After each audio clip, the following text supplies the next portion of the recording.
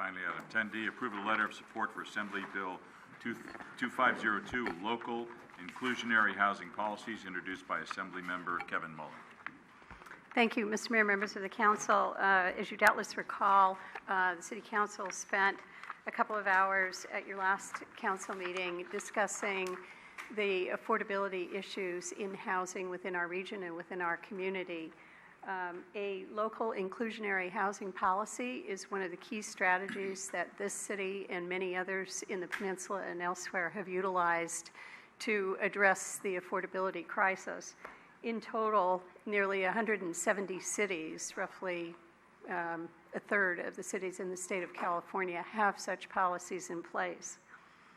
In 2009, a state appellate court decision essentially invalidated those local policies. That decision in the court case Palmer versus the City of Los Angeles has severely restricted this city's and many other cities' ability to use its land use authority and its police power to install inclusionary policies and to utilize those policies within their land use and zoning ordinances. AB 2502, introduced by our own local assembly member Kevin Mullen, seeks to correct the current deficiency and to restore our city and other cities' ability to use their inclusionary ordinances. This legislation is identical or nearly identical to an assembly bill that was passed through the state legislature but vetoed by Governor Brown in 2013. That bill was vetoed with some very specific requirements or interests by the governor at that time, and those interests have now been addressed. In particular, the governor was concerned about a case that was pending in San Jose, which sought to challenge that city's 15% inclusionary ordinance as unconstitutional on the basis of the Fifth Amendment of the Constitution. In June 2015, fairly recently, the Supreme Court unanimously upheld the City of San Jose's inclusionary ordinance and ruled that the ordinance is in fact a legitimate exercise of the city's police powers.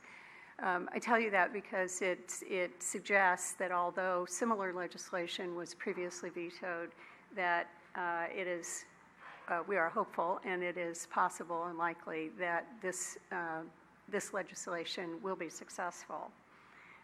AB 2502 restores local government's ability to enact inclusionary housing policies by clarifying that the Costa-Hawkins rent control law does not include and does not apply to such inclusionary policies.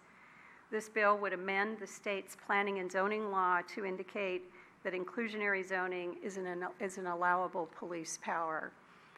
You have in your packet a draft letter that staff has provided to support the legislation being authored and submitted by Assemblymember Mullen. And we're requesting tonight your endorsement of this letter so that we might send it off, expressing not just the mayor's but the entire city council's support for this important legislation. Thank you. Good. Any questions for Connie or action on approval of the letter? Yeah, let's do a motion. So moved. Second. Motion is second to approve the letter of support for Assembly Bill 2502. Any question? All in favor? Aye. Opposed? Great. Carried.